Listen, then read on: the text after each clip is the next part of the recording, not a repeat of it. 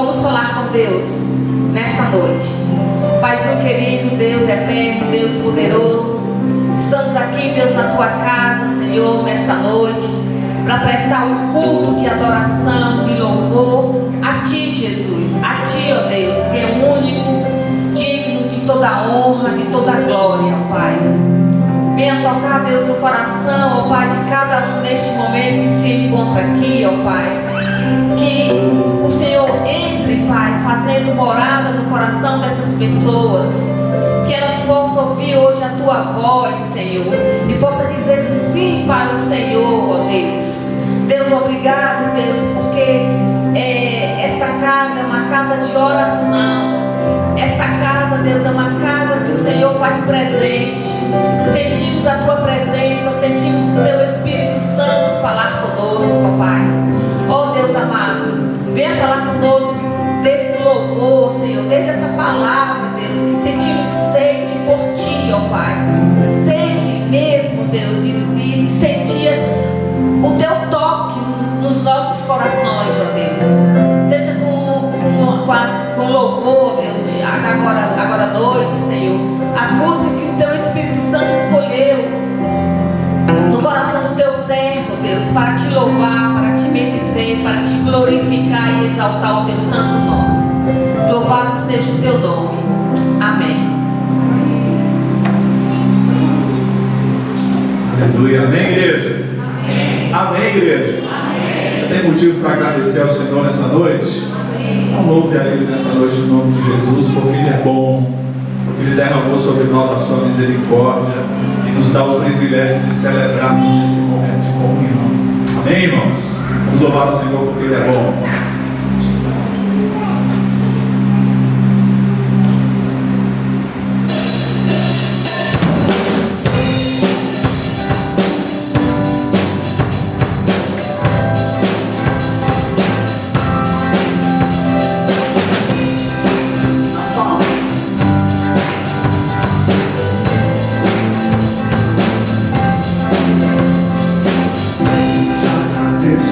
Jesus,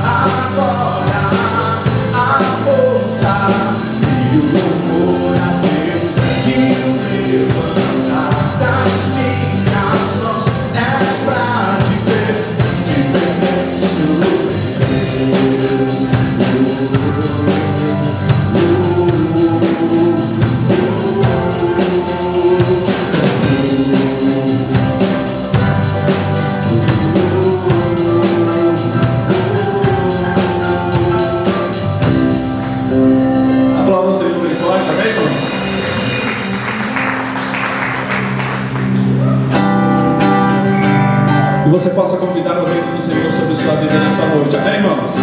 As palmas. Vem fora, vem fora.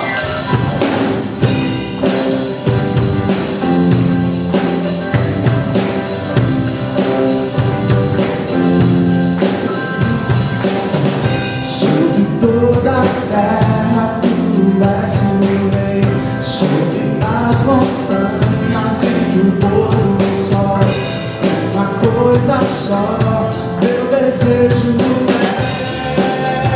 é reinar de novo em mim, reinar em mim, com teu poder, sobre a escuridão, sobre os sonhos meus. Tu és o Senhor de tudo que sou. Vem reinar em mim,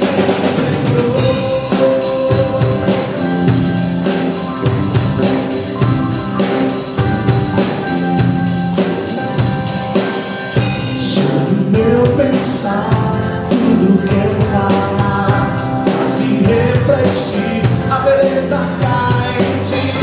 Tu és para mim mais que tudo aqui.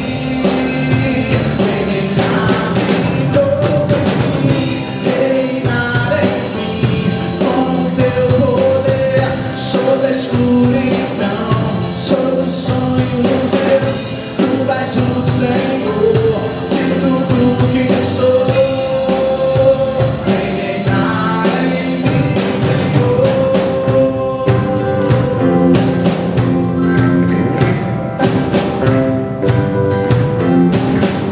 Sobre o meu pensar, tudo que eu falar faz-me refletir a beleza cai em ti. Tu és para mim mais que tudo aqui. Vem reinar de novo, reinar em mim, com o teu poder, sobre a escuridão, sobre os sonhos meus.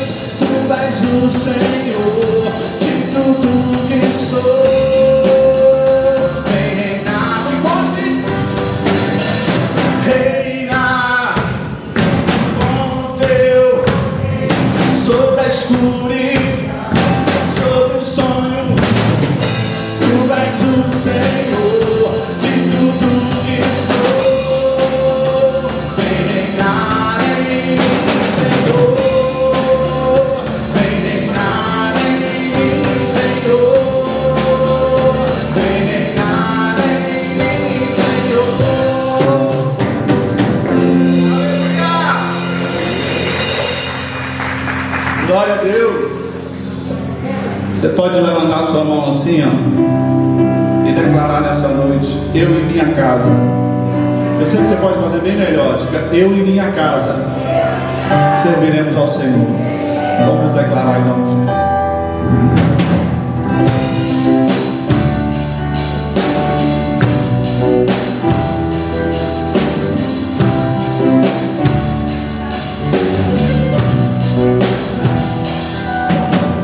Quero consagrar meu lar a ti,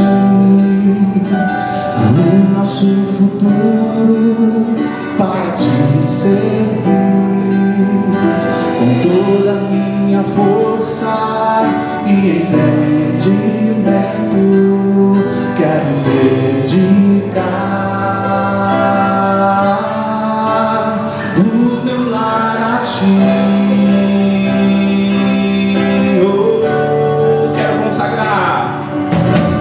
Quero consagrar meu lar a ti, o nosso futuro para te servir, com toda a minha força e entendimento. Quero dedicar o meu lar a ti.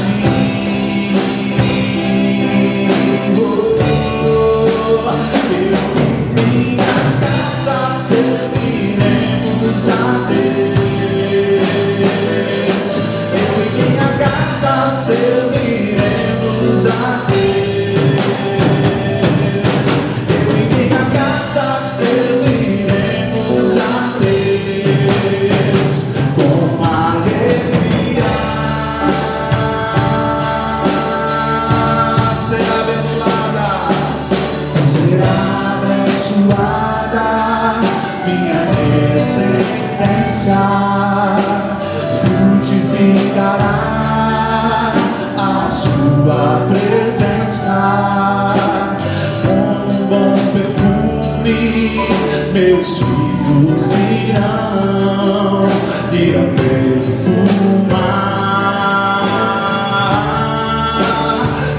todas as nações. Você crê nisso, meu irmão? Então declare em nome de Jesus. Eu e minha casa serviremos a Deus. Eu e minha casa serviremos a Deus. Eu e minha casa serviremos a Deus com alegria. Eu e minha casa, eu e minha casa serviremos a Deus. Minha casa serviremos a Deus. Eu e minha casa serviremos a Deus com alegria.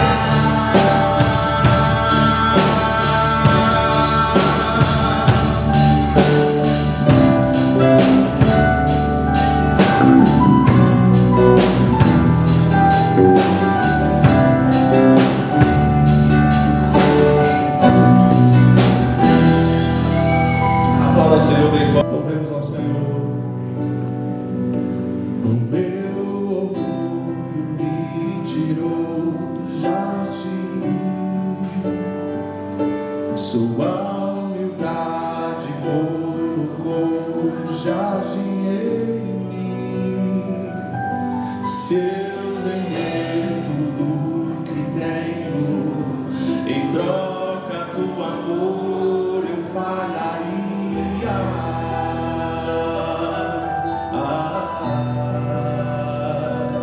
Pois o amor não se compra, nem se merece. O amor se ganha, de graça o recebe. Eu quero conhecer Jesus. Eu quero conhecer Jesus. Eu quero conhecer Jesus. Eu quero conhecer Jesus.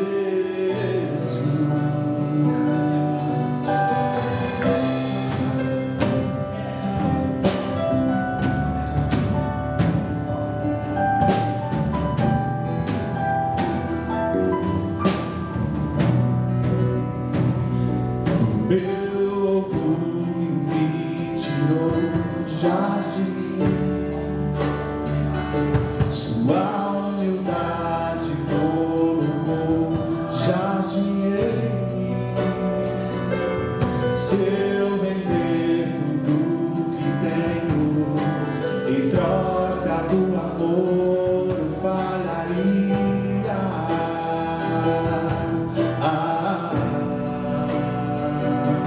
Pois o amor não se compra, nem se merece. O amor se ganha, de graça o recebe. Eu quero conhecer Jesus. Eu quero conhecer Jesus. Declare bem forte. Eu quero conhecer Jesus. Eu quero conhecer Jesus. Deus amado é o mais belo entre milhares e milhares. Meu amado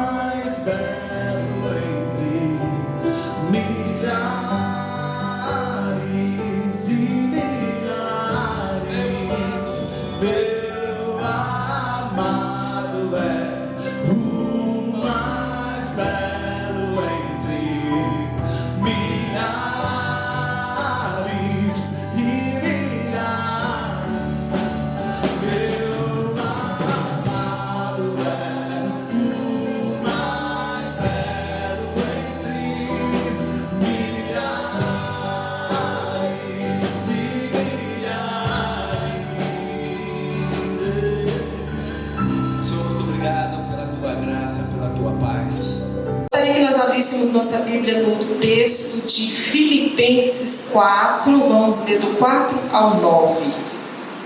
Filipenses, tinha aqui, né? Diz assim a palavra do Senhor. Todos acharam?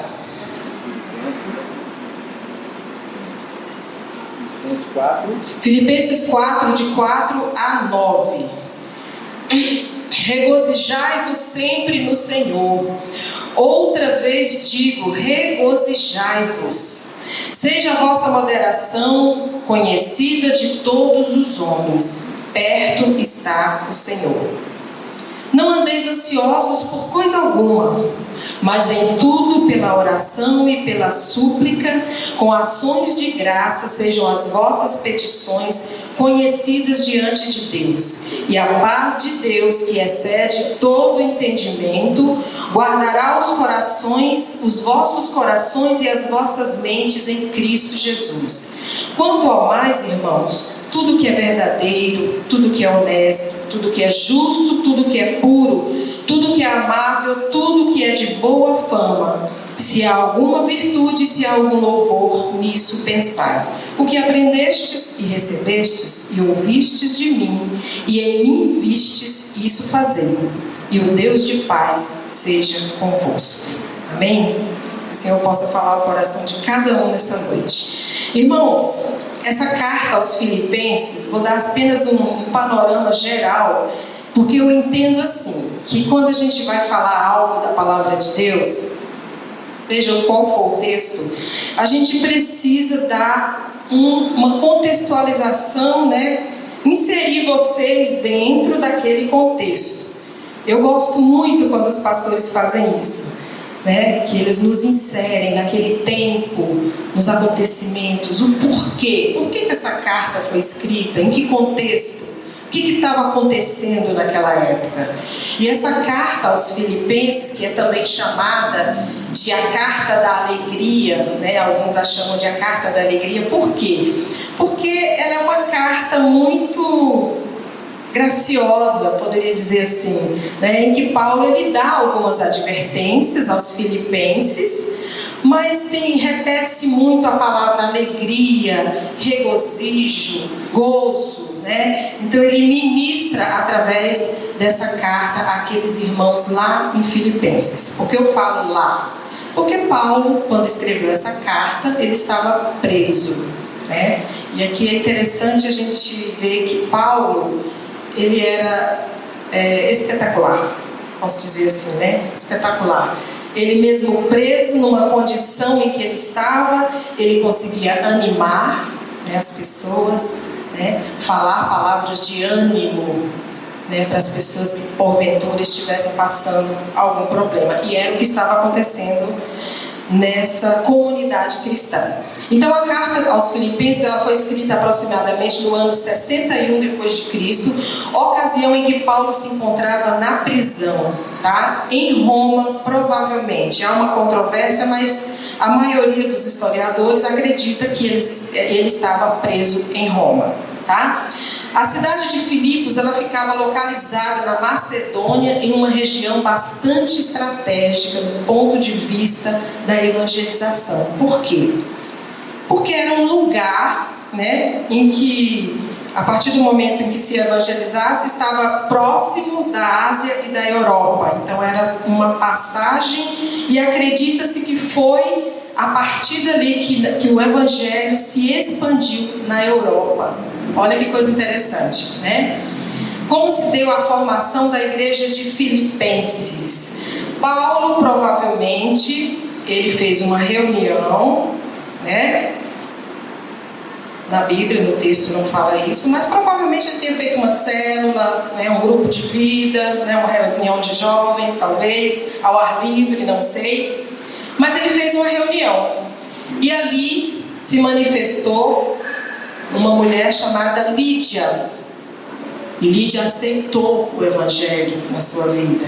Lídia se converteu ao Senhor, e a primeira igreja que foi inaugurada na Europa foi na casa de Lídia, né? Olha que coisa mais interessante. E aí eu me lembro aqui de quando os meus pais, né, se converteram, porque o evangelho, louva a Deus por esse evangelho ter chegado na minha vida através dos meus pais, através dos meus avós, né? Lá no interior da Paraíba, lá no sertão. Então vinham muitos missionários pregar o evangelho no sertão da Paraíba. E ali uma família muito grande, moravam tios, tias, todo mundo ali misturado, junto e misturado. E esse missionário veio e fez um culto ali na casa do meu avô, e ali toda a família se rendeu aos pés do Senhor. Amém. Glória a Deus por isso. Então eu devo, né, a esse missionário usado por Deus. A minha avó, por parte de mãe, teve uma resistência maior. Por quê? Porque muito apegada aos ídolos, né, que ela mantinha ali, um crucifixo enorme ali no pescoço, mas na frente ela assumiu o compromisso com o Senhor Jesus, jogou os ídolos fora, quebrou e aí se rendeu aos pés do Senhor. Então eu tomo posse dessa palavra. Eu e minha casa serviremos ao Senhor. Por que eu digo isso? Porque eu tenho 2 filhos, irmãos, foram criados no Evangelho. Um tem temor de Deus, a palavra está lá no coração dele. O outro está me dando um trabalhozinho mais, mas eu creio nessa palavra. Amém. Eu e a minha casa serviremos ao Senhor. Meus filhos serão profetas das nações. Eu profetizo em nome de Jesus. Caminhemos. Ocasião em que foi escrita essa carta, Paulo estava preso em Roma esperando o seu julgamento. E aí um obreiro, né, da igreja de Filipenses, chamado Epafrodito, foi lá visitar Paulo para quê? Para levar uma oferta. Olha que bênção, né? Paulo, apesar, né, de ser um missionário, né, pregar o evangelho, Paulo nunca dependeu de oferta. Paulo tinha o ofício dele, viu, irmãos? Aquele missionário, eu conheci uma irmãzinha que ela andava pelo ônibus distribuindo folheto, fazendo missões, mas não trabalhava, né? Ficava pedindo, pede uma igreja, pede em outra igreja. E uma vez eu tive a oportunidade de falar isso para ela. Minha irmã, Paulo tinha o ofício dele, ele fazia tendas para sobreviver. Então é louvável a gente pregar a palavra, mas é louvável também a gente ter o nosso ganho, né? Ter dignidade, amém? E ali Epafrodito foi com essa oferta, né, para entregar para Paulo. Mas aí aconteceu que ele adoeceu gravemente e não pôde retornar, né? E aí Paulo aproveitou e fez essa carta aos Filipenses. E acontece que estava havendo ali naquela igreja, né, segundo aqui o texto bíblico, mais né, para trás, mais anterior no capítulo, alguns probleminhas normal, viu, irmãos? Problema entre os irmãos na igreja, uma contendazinha aqui, outra ali, é normal, né? Na medida do possível.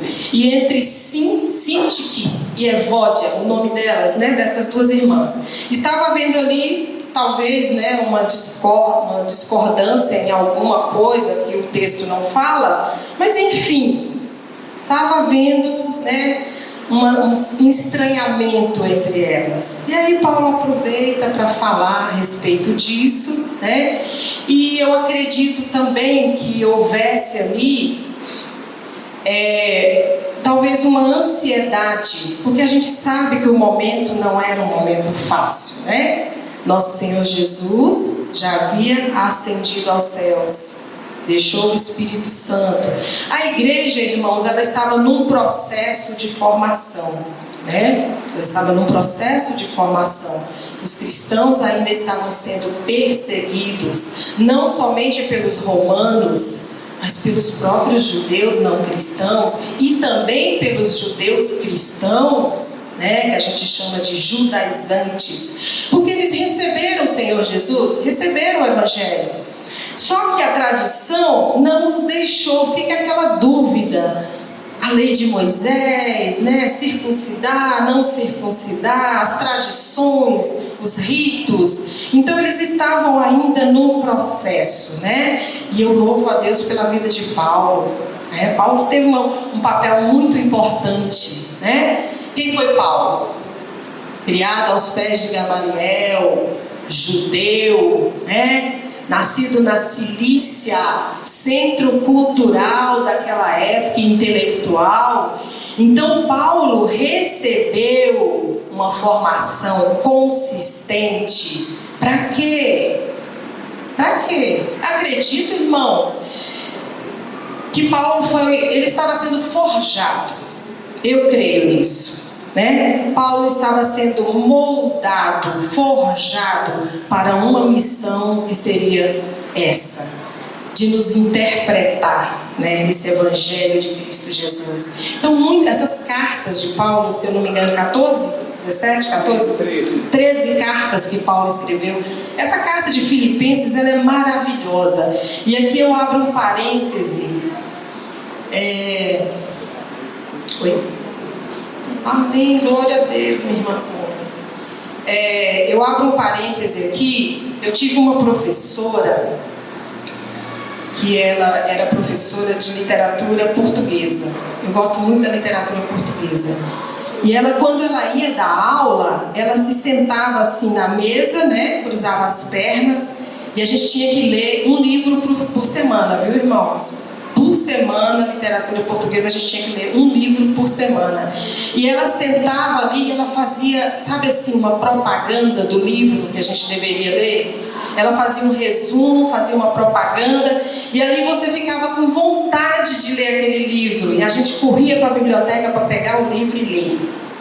É a mesma coisa a palavra de Deus. Eu quero instigar você a respeito desse livro de Filipenses, tá? É um livro maravilhoso. Esse capítulo 4, então, ele fala sobre os temperamentos controlados pelo Espírito. Eu vou dar só uma resumida aqui. Essa carta que eu não falei, ela nasceu do desejo de Paulo em agradecer aqueles crentes por suas ofertas, e ele aproveita para lhes dar alguns conselhos, né? Porque aquela igreja estava passando, como eu falei, por algumas dificuldades, relacionamento entre os irmãos, muita insegurança, ansiedade devido às circunstâncias. Mesmo ele estando preso, esperando um veredito de morte, Paulo consegue animar, elogiar e agradecer aqueles irmãos. O tema dessa epístola é a propaganda que eu estou fazendo desse livro, tá, irmãos? Maravilhoso.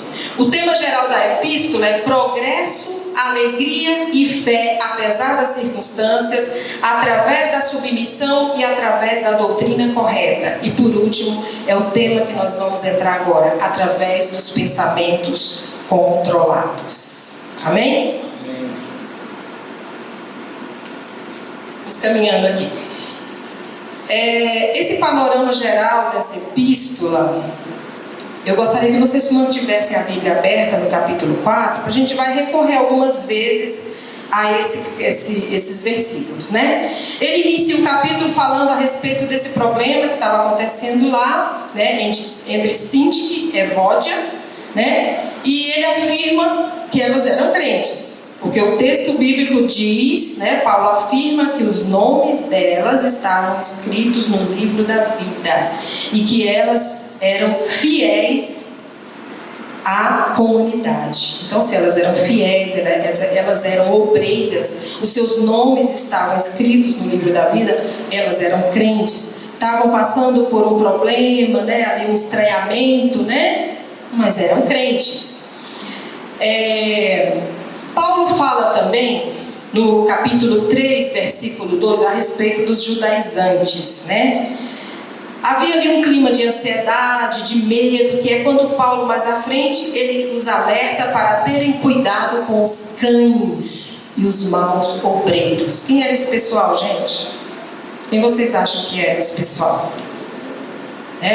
Judeus, como eu falei, judeus que se converteram ao cristianismo, mas que ainda carregavam aquela tradição. E não é fácil, irmãos, não é fácil. A gente entende, né, muitas vezes alguém que aceita o Senhor Jesus, que carrega ali, né, aquela tradição, talvez, do catolicismo, do espiritismo, e é um processo. Ele precisa ser doutrinado, ele precisa ser discipulado, ele precisa de alguém para caminhar junto, né? Porque o discipulado é isso, é caminhar ali junto com a pessoa, ensinando dia a dia, é relacionamento, tá ali junto, né?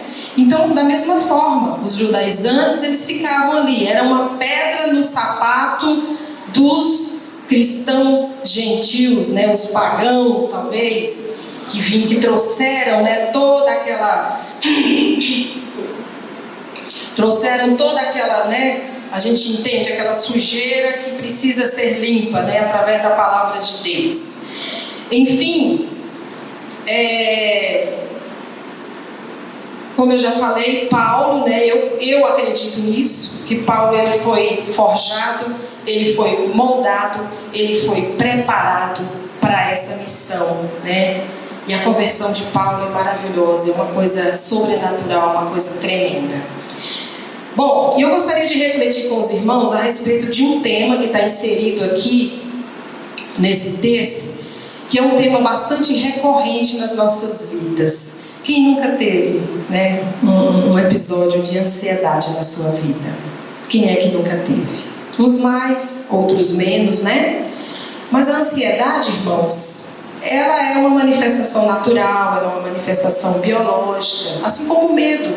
O medo, ele é preventivo, ele previne você de você se acidentar. A criança, né, a gente vai ensinando para ela de pequenininha, né, não pode enfiar o dedinho na tomada. Então o medo, ele faz parte da nossa vida. E da mesma forma a ansiedade. Quem nunca ficou ansioso, né, quando foi tirar a carteira de motorista, né, primeira vez dirigindo, pegar o carro depois que tirou a carteira? É difícil. Fazer uma prova, você vai fazer um concurso e aquele dia ali você começa a suar, você não dorme. Então esse tipo de ansiedade, ela é normal, né, faz parte da nossa condição biológica.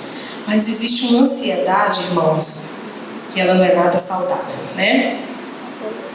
E aqui Paulo, ele fala a respeito dos pensamentos controlados pelo Espírito que tem como resultado uma mente disciplinada. Então ficar ansioso, né, implica em se preocupar antecipadamente sobre algo que vai acontecer, que você não sabe como nem quando, mas você já começa a sentir o coração acelerado, a mão começa a suar, então você somatiza aquilo.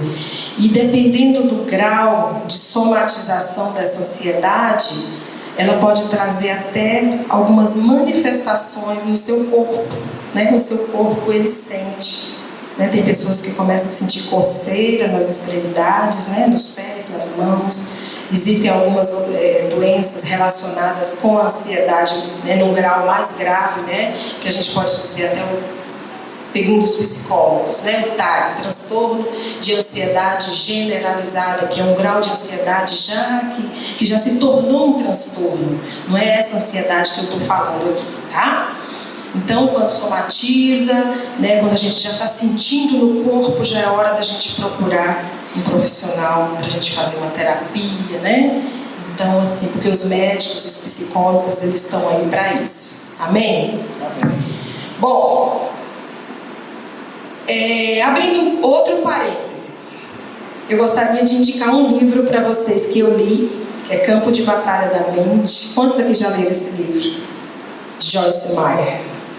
Campo de Batalha da Mente, maravilhoso, né, Teura?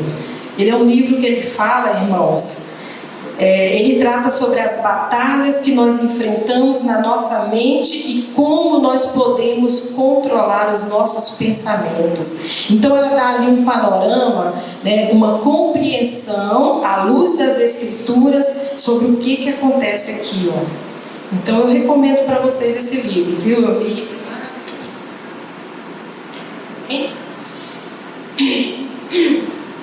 E continuando aqui, a mente, ela é um lugar que é uma batalha e é um dos lugares mais difíceis de se santificar.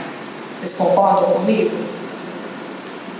É um campo de batalha realmente a nossa mente. E aqui eu queria entrar no tema, continuando nesse tema a respeito de ansiedade. Qual é a relação entre mente, pensamento, ansiedade?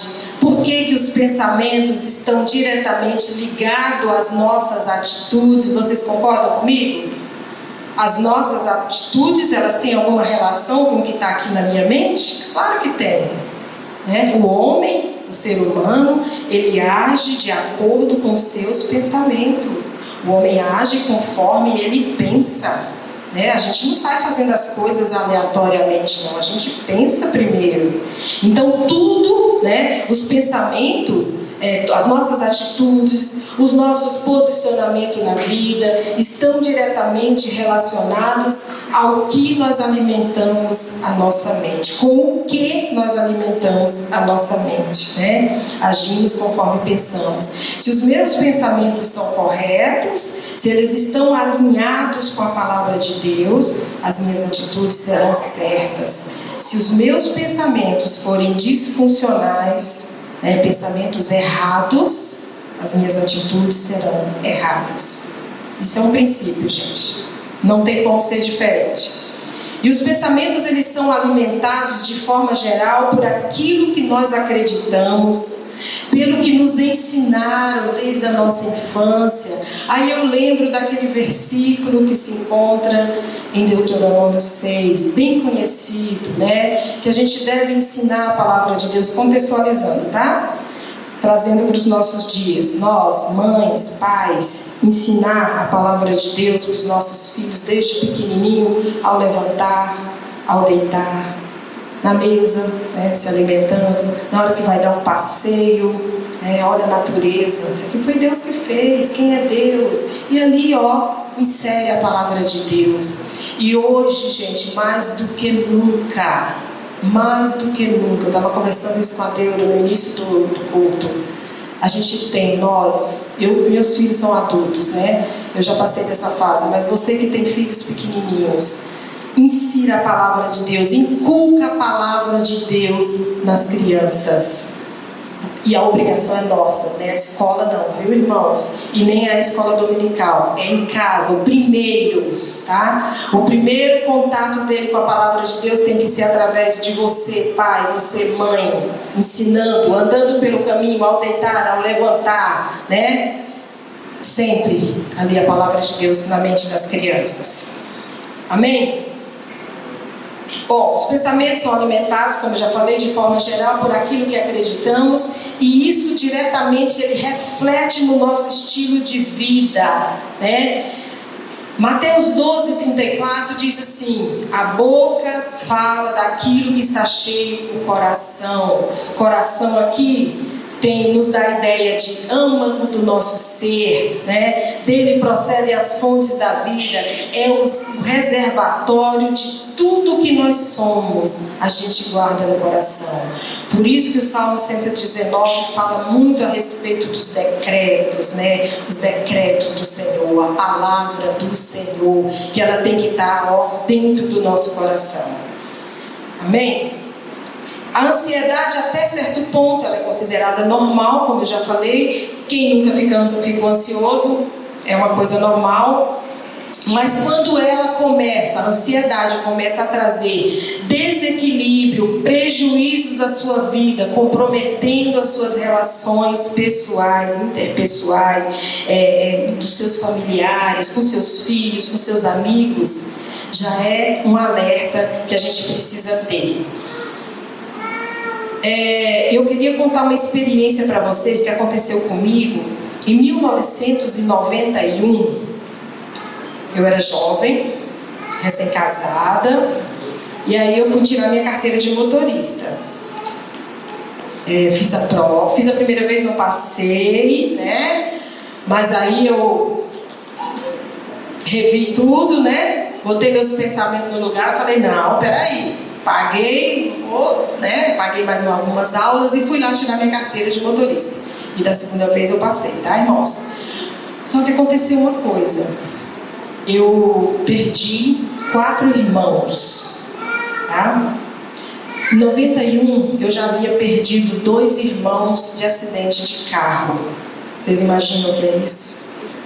Mais ou menos ali no mesmo lugar, no Grande...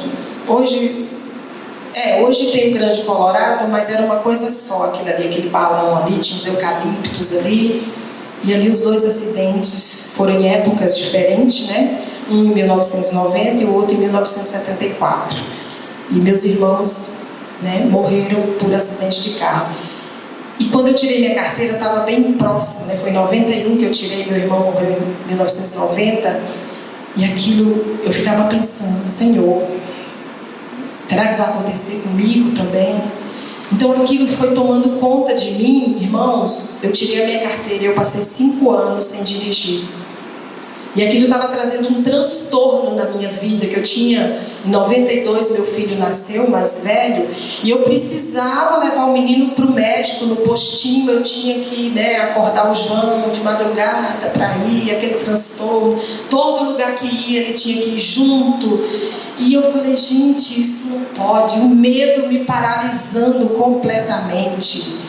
E nessa época eu era da Igreja Batista Nacional, e teve um culto de quinta-feira, culto de libertação. E aí a irmã que estava pregando falou assim, quem é que tem medo? Aí foi falando os medos, medo disso, medo daquilo, medo de bicho, medo de dirigir. Aí eu, opa, pela fé, irmãos, eu fui lá. Eu fui lá na frente, e a irmã orou, os pastores oraram, e eu saí dali confiante, Senhor, eu vou dirigir. E comecei a pegar o carro, irmãos. E a primeira vez que eu fui foi para o posto de saúde. Botei meu filho dentro do carro e fui, irmãos, capengando de qualquer jeito, o carro balançando aqui, balançando ali, mas fui. E aí, estou dirigindo até hoje. Então, muitas vezes, você tem que ressignificar o seu medo. Por que eu tenho esse medo? Né? Eu entrava dentro do carro e falava assim, não, isso aqui sou eu. Esse carro todinho aqui sou eu. Ele só vai para lá se eu virar o volante. né? Então você tem que ressignificar os seus medos, seja medo de ficar sozinho, medo de escuro, medo da solidão, seja qual for o seu medo. Nós temos um Deus que tem o controle da nossa vida, amém, que nos conhece o nosso interior. Amém? Vamos caminhando aqui. As manifestações da ansiedade, elas são os pensamentos disfuncionais, como eu coloquei aqui, acelerados, pensamentos acelerados também, né, que nos tiram o sono. Às vezes acontece alguma coisa e você começa a pensar naquele assunto, pensa a noite inteira, e você quer dormir e você não dorme porque você estava pensando naquele problema, né? Às vezes foi um problema com alguém, às vezes é uma conta para pagar, às vezes é a faculdade do filho, né? Às vezes é lá no trabalho, e aí você vai pensando. Gente, o cérebro, o cérebro ele não dorme, mas nós precisamos dormir, né? Nós precisamos dormir, o sono é importante. E os pensamentos acelerados, irmãos, eles trazem um prejuízo muito grande na nossa vida. Amém? A palavra ansiedade, no grego, ela tem um entendimento de estrangulamento, né? De algo que te sufoca. Imagine uma corda no seu pescoço e alguém puxa para um lado e a outra pessoa puxa para o outro, né? Aí você não quer ficar ansioso, porque você quer se controlar. Imagine essa situação, né? É sofrer por algo que ainda não aconteceu. E na maioria das vezes não vai acontecer, irmãos. Olha como que a mente da gente é. Tem uma pesquisa que diz que 90% das preocupações, elas não se convertem em realidade. Olha como que a mente da gente é perigosa. A gente fica sofrendo, somatiza, né? O corpo dá dor de cabeça, sua, e a gente fica preocupado por algo que não vai acontecer. Porque é uma pesquisa científica, não sou eu que estou falando. 90% não vai acontecer. Então o que eu tenho que fazer? Né? A palavra de Deus em Mateus 6, 27 diz assim, se você quiser abrir, eu vou estar lendo aqui para você. Qual de vós poderá, com as suas preocupações, acrescentar uma única hora ao curso da sua vida? Então para que eu vou me preocupar? Né? Então, eu conheci uma família, porque a ansiedade, ela é bem democrática, né? Ela atinge o idoso, ela atinge a criança, ela atinge o homem, a mulher, o rico, o pobre, ela chega para todos nós. E eu conheci uma família que estava passando por um processo de separação.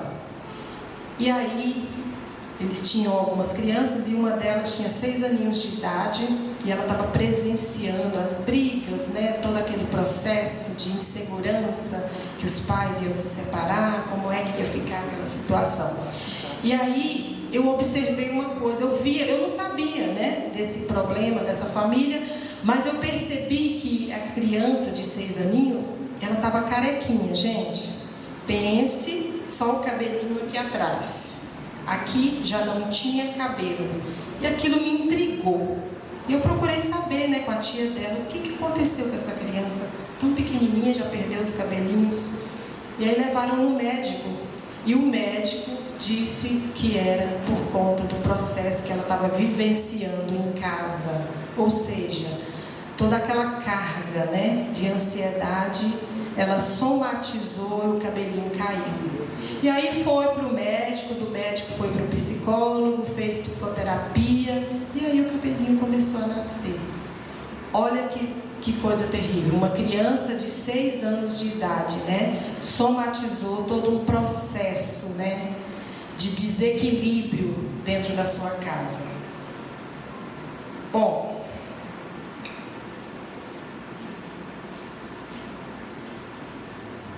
a ansiedade, Paulo aqui no capítulo 4, ele fala sobre os pensamentos controlados pelo Espírito E ele fala assim com muita propriedade. Então, eu gostaria de destacar nesse texto de Filipenses 4, a partir do versículo 6, 7 e 8, alguns ensinamentos que nós podemos, destacar para a nossa vida. E ele coloca aqui de forma bem didática, irmãos. A primeira coisa, vamos ler esse versículo novamente? Filipenses 4, 6, 7 e 8. Diz assim: Filipenses 4: Não andeis ansiosos por coisa alguma, mas em tudo, pela oração e pela súplica, com ações de graça, sejam as vossas petições conhecidas diante de Deus. Então eu considerei aqui que Paulo, ele fez um diagnóstico, Como eu falei anteriormente, a igreja estava passando por uma dificuldade, um problema que a gente deduz que era ansiedade por conta da circunstância, naquele contexto que eles estavam vivendo. E aí ele dá alguns conselhos. Não fiquem ansiosos, não fiquem preocupados, não fiquem ansiosos, por coisa alguma, não fiquem ansiosos pelo que está acontecendo. A primeira coisa que ele faz no verso 6, ele dá um diagnóstico. Em segundo lugar, ele ensina o tratamento, ou seja, façam dessa forma, apresentem a Deus as suas preocupações, apresentem a Deus os seus pedidos, que eles sejam conhecidos diante de Deus através da oração. E ele vai mais além, Ele ensina como que nós devemos pedir, como que nós devemos orar, Precisamos encarar a vida e os problemas sob a perspectiva da soberania de Deus. E aqui ele nos ensina, oração, adorar a Deus pelo que Ele é. Hoje eu até falei isso a respeito disso na escola bíblica dominical. Quem é Deus para você? Pensa um pouquinho aí. Quem é Deus para você? Além do seu Salvador, além daquele que supre as suas necessidades, quem é Deus para você? Quem é Deus na sua vida? Então, Deus, Ele é absoluto, Ele é imutável, Ele é onipotente, Ele é infinito, Ele tem o controle da história da tua vida nas mãos dEle. Amém. Olha que Deus maravilhoso, que Deus tremendo. Ele é suficiente para mim e para você.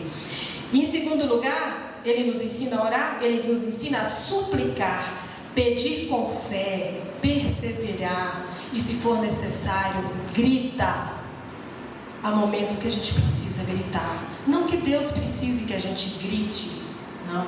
Mas há momentos que a gente precisa clamar. A palavra de Deus não fala que tem momentos que a gente não consegue nem orar, Que o Senhor, Ele interpreta os nossos gemidos.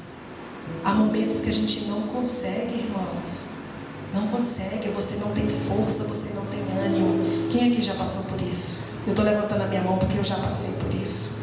Em momentos que eu não conseguia, eu só chorava, irmãos, eu só chorava. Não conseguia abrir minha boca. E com ações de graça, olha que ensinamento tremendo.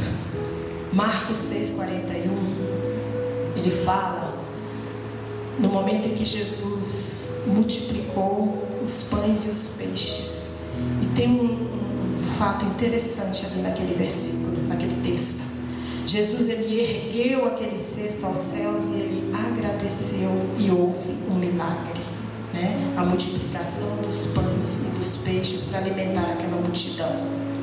Então, tem um princípio aqui, A gratidão, ela precede o milagre. Então, seja grato a Deus por tudo. Está doendo? Agradeça, Senhor. Vai me fazer crescer. Essa dor vai me fazer crescer. Às vezes o deserto está ao nosso redor, não está florescendo, mas a gente precisa agradecer. Lembre-se sempre disso. A gratidão, ela precede o milagre. Amém? Amém. Em quarto lugar, Paulo nos dá o caminho, né? Vem a cura, que é a sensação de paz sobre a sua vida. Irmãos, às vezes você ora por um problema e você espera a solução. Às vezes aquele problema ele vai continuar. Ele vai continuar. Mas Deus, Ele sabe da sua necessidade. Às vezes Ele muda o seu olhar, muda a sua perspectiva com relação àquele problema. Às vezes basta só isso, basta só a gente mudar a nossa visão, você mudar o seu olhar com relação àquilo, né, que está acontecendo. E tem uma frase que diz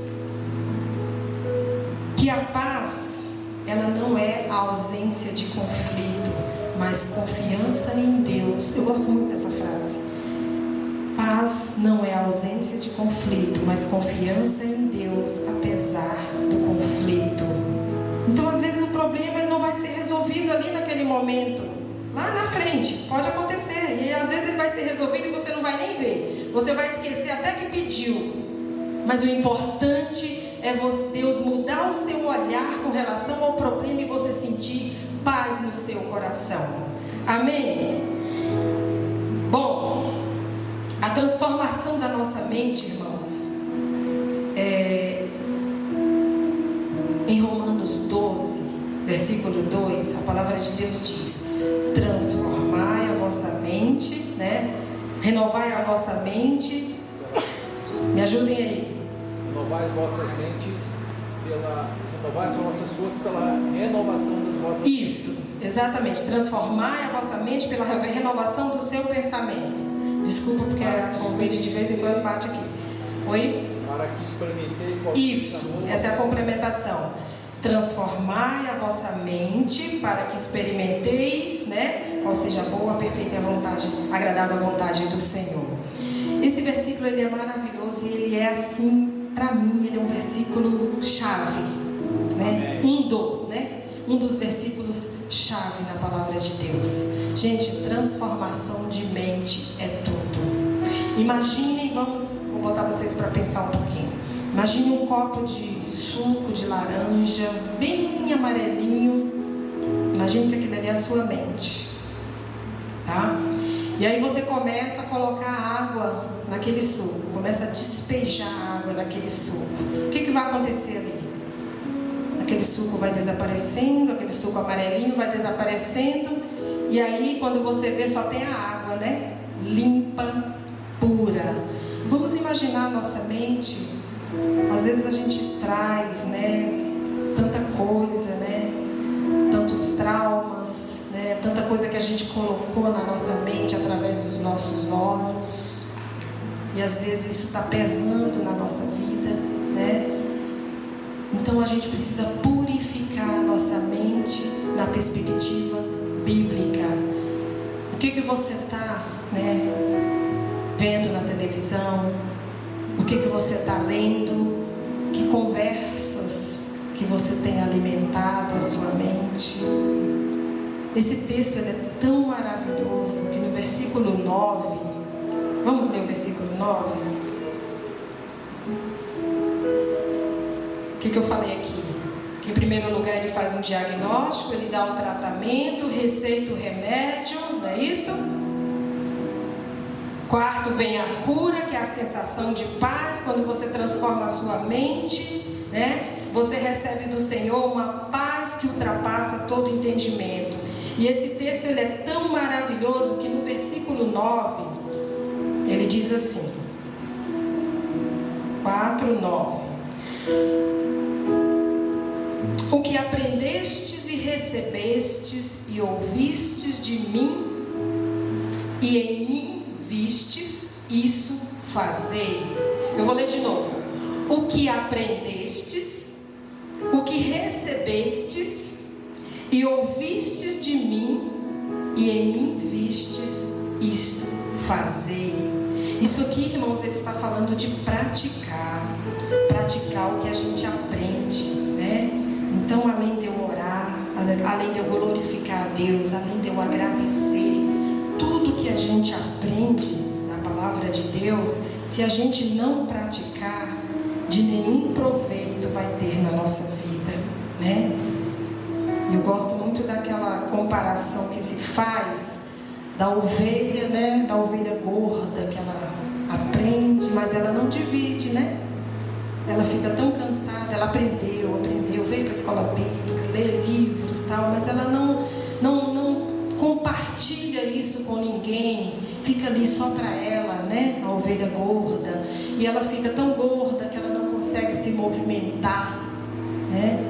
Esse versículo, deixa eu até a sugestão, ele dá uma pregação tremenda, né? O que aprendestes, aprender, ouvir, né? Paulo ensinou tudo para eles, né? Como eu falei, Paulo foi forjado, né? O que aprendestes, recebestes, ouvistes, vistes, isto fazer.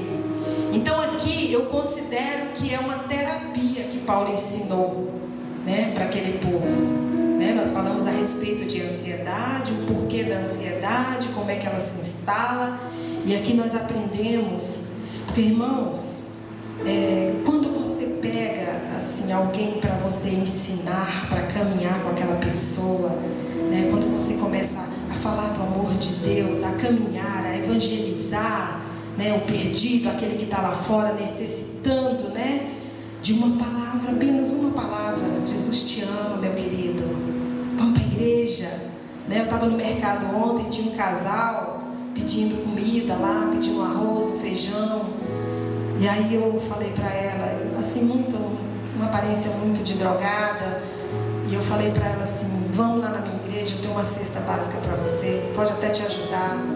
E aí deu o endereço, não sei se vem, eu falei: vamos lá, bora lá no domingo de manhã, 10 horas eu tô lá, eu vou te dar uma cesta básica, que ela estava pedindo um feijãozinho, um arrozinho para outro, e o cara tá atrás dela, né, para tirar ela de dentro do mercado. Enfim, era uma oportunidade para ela, né, além de receber um alimento, um pouquinho, mas ia ajudar, mas ali ela ia estar aqui, ó, ia ser recebida por vocês, tenho certeza, e muito bem recebida, que é isso que a gente tem que fazer, acolher, né? Acolher, seja quem for que entrar nessa porta, limpo, sujinho, drogado, não, acolhe, abraça, né? Fala uma palavra para ele: você é importante para Deus, Jesus te ama. Gente, pode ser a chance daquela pessoa. Então eu termino com essa terapia, né? Praticar a palavra de Deus, né? E praticar vem do grego, que tem o sentido de fazer algo ou alguma coisa, um hábito. Ler a palavra, estudar a palavra tem que ser hábito. Ah, mas a palavra é difícil de entender. Meu irmão, leia. Amém. Leia. Espírito Santo de Deus, me ilumina, né? Nós temos aqui mestres ensinando aqui na escola bíblica. Venha aprender a palavra de Deus. E por fim, eu quero dizer para os irmãos que os pensamentos justos e a vida reta, ela seja um hábito, seja um estilo de vida para todos nós. Amém. Amém, queridos? E eu gostaria de orar com os irmãos. Vamos nos colocar de pé? Coloca diante do Senhor, se há no teu coração, se o inimigo está tentando parar você por algum motivo, né?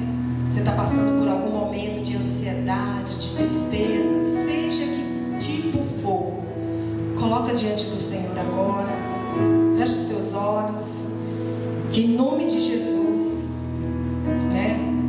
Pai querido, nós estamos diante de Ti neste momento, nessa noite, e compreendemos através da Tua palavra, Senhor, que todo peso, que toda carga, todo jugo, Senhor, nós devemos colocar diante do Senhor, aos pés da cruz de Cristo Jesus, porque é ali, Senhor, é ali que tem a solução, é ali que é o lugar de conserto, é ali aos pés da cruz de Cristo Jesus que há a transformação de vida. Por isso, em nome de Jesus, no ato profético, nós colocamos o nosso coração diante do Senhor. Que o Senhor contemple agora, Senhor, cada coração nesta noite. Eu não conheço, mas o Senhor é aquele que sonda os corações. mentes. Que o Senhor possa, em nome de Jesus, entrar poderosamente, Senhor, na causa de cada um nesta noite, Senhor, e trazer transformação, Pai. E que a paz que ultrapassa todo entendimento possa repousar sobre cada vida nesta noite. Em Cristo Jesus eu oro, Senhor, que nós possamos sair daqui nessa noite, Pai, com os nossos corações leves, na certeza